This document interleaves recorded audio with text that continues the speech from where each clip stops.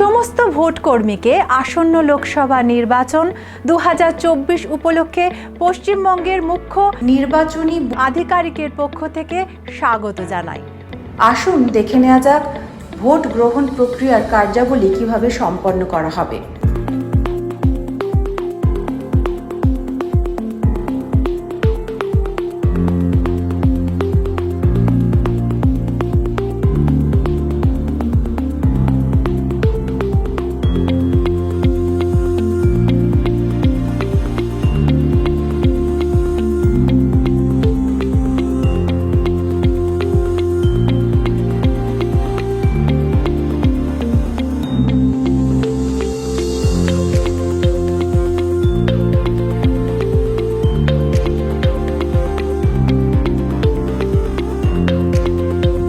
ঠিক সকাল 7টা থেকে ভোট প্রক্রিয়া শুরু হয়ে যাবে।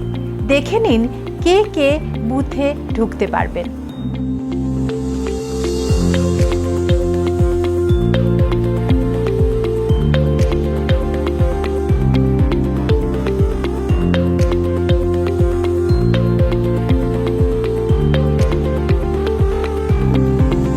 মিডিয়া পার্সোনেলের অথরিটি লেটার দেখে নিন।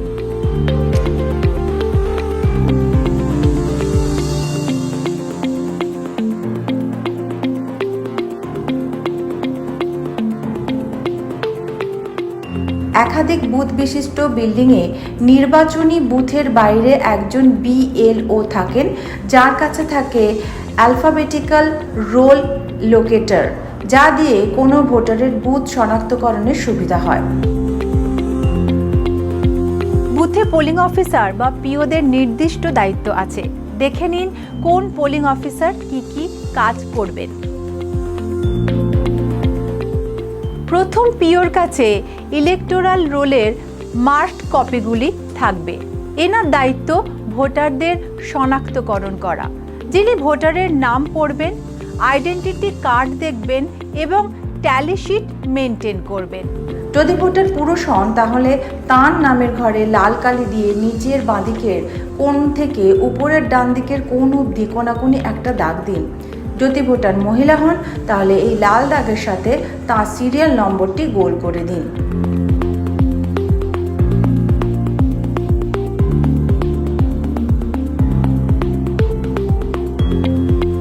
দ্বিতীয় পিও আঙুলে অমোচনীয় কালি লাগাবেন এবং ভোটারের সিরিয়াল নাম্বারকে ভোটার রেজিস্টার ফর্ম 17A তে নথিভুক্ত করবেন।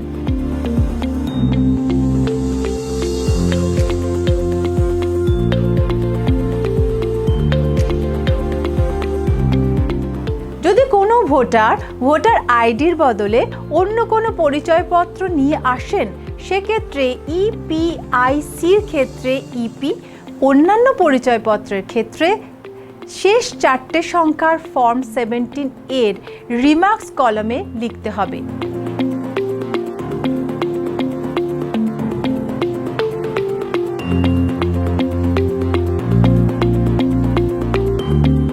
এরপর তিনি ভোটারকে বই থেকে ভোটার স্লিপ কেটে দেবেন। তৃতীয় পিও ভোটার স্লিপগুলোকে সংগ্রহ করে সেগুলোকে নিজের কাছে রাখেন। আঙুলে অমোচনীয় কালি চেক করেন এবং কন্ট্রোল ইউনিটের বোতামটি চালু করে ভোটারকে ভোট দিতে দেন। ভোট প্রক্রিয়া চলাকালীন টোটাল বোতামটি টিপে ফর্ম 17 এর সাথে মাঝে মাঝে মিলিয়ে নিন। নির্বাচন চলাকালীন বয়স্ক মানুষ, শারীরিকভাবে অক্ষম মানুষ আর কোলে বাচ্চা নিয়ে দাঁড়ানো মহিলাদের আগে ভোট দিতে দেওয়া হবে। এছাড়া নির্বাচন চলাকালীন আরও কিছু বিশেষ পরিস্থিতি দেখা দিতে পারে। Election duty voting. ইলেকশন ডিউটিতে থাকা কোনো সরকারি কর্মচারী EDC দেখিয়ে ভোট দিতে পারেন। সেক্ষেত্রে তাকে দিয়ে EDCর ফর্ম 12B-তে সই করান। শনাক্তকরণের প্রয়োজনে ওনাকে EPIC অথবা কোনো অল্টারনেটিভ ডকুমেন্ট দেখাতে হবে। ভোট দিতে দেওয়ার আগে তাদের EDCটা সংগ্রহ করে রেখে দেবেন এবং তাতে উল্লিখিত নাম ও ভোটের পার্ট সিরিয়াল নাম্বার মার্কড কপির শেষে লিখে নেবেন। ওই ভোটারের ভোটার তালিকার বিশদ বিবরণ serial number / part number assembly segment number এইভাবে 17A রেজিস্টারে লিখতে হবে এবং সেখানে মন্তব্য বা রিমার্কসের জায়গায় ইডিসি ভোটার এই কথাটা লিখে দিতে হবে। যতজন ইডি ভোটার আসবেন শেষ সিরিয়াল নাম্বারের পর থেকে তাদের একটি ক্রম তালিকা বানিয়ে ফেলতে হবে। সমস্ত ইডিসি একটি প্যাকেটে ঢুকিয়ে রেখে পরে আরসিতে জমা দিতে হবে।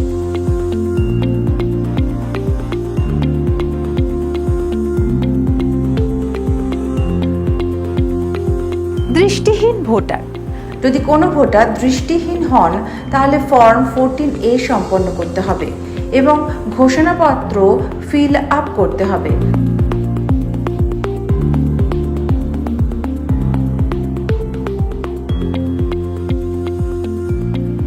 যদি কোনো ভোটার অশক্ত হন তাহলে তার জন্য ফর্ম 14A লাগবে না।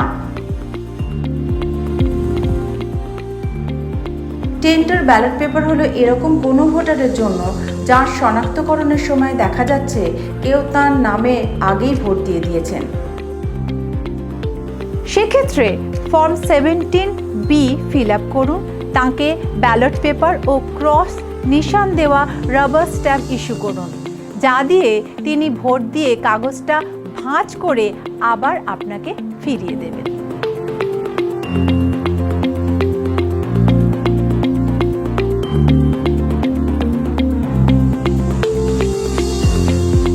Challenge vote.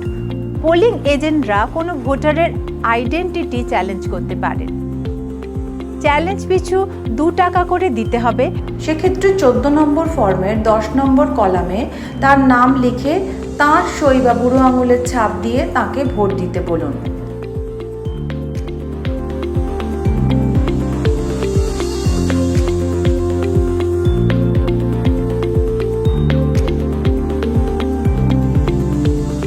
ASD voter. ভোটারের নাম যদি এএসডি লিস্টে থাকে তাহলে সইয়ের পাশাপাশি বাঁ হাতের বুড়ো আঙুলের ছাপ দিয়ে সেই ভোটারের পরিচিতি যাচাই করতে হবে।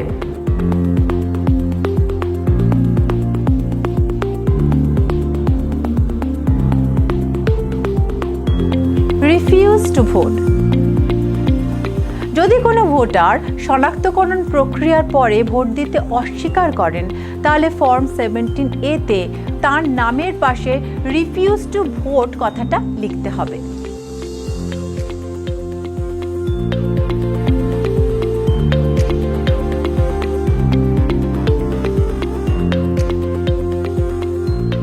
ভোটের পদ্ধতি মানতে অস্বীকার করা। যদি কোনো ভোটার প্রিসাইডিং অফিসার কর্তৃক সতর্ক করা সত্ত্বেও নির্দিষ্ট ভোটের পদ্ধতি মানতে অস্বীকার করে তবে তাকে ভোট দিতে নিষেধ করতে হবে। যদি তাকে ভোটার স্লিপ দেওয়া হয়ে থাকে তাহলে সেটি তার থেকে নিয়ে নিতে হবে এবং ক্যান্সেল করতে হবে এবং 17 এর রিমার্কস কলামে not allowed to vote, voting procedure violated লিখতে হবে। সেই মন্তব্যের নিচে পিআরও তার পুরো সই করবেন। কম বয়সী ভোটার। যদি কোনো ভোটারকে দেখে আপনার মনে হয় যে তার এখনও 18 বছর বয়স হয়নি তাহলে তার থেকে তার বয়সের ডিক্লারেশন নিয়ে তাকে দিয়ে সেই ঘোষণাপত্রে সই করা। Test vote.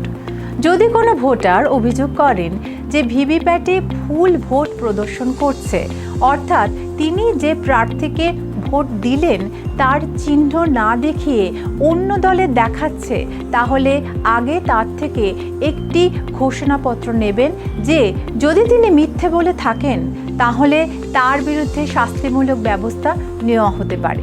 তারপর সেই ভোটারের তথ্য আবার ফর্ম 17A তে পূরণ করে তাকে একটি টেস্ট ভোট দিতে বলবেন।